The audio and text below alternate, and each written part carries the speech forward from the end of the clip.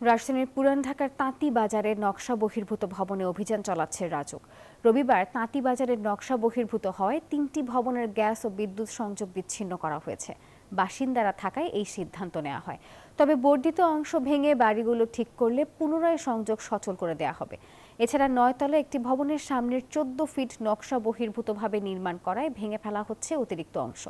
আটক দেখানো হয় একজনকে, আর সেই সাথে ৩ লাখ টাকা জরিমানাও করা হয়।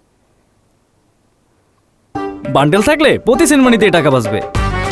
বিকাশ সেনমানি বান্ডেল কিনে জিতুন প্রতি লেনদেনে। ভবন মালিকদের পেছনে আমরা ছুটেছি, এখন আমরা চাই যে ঘটনাটা উল্টা হোক।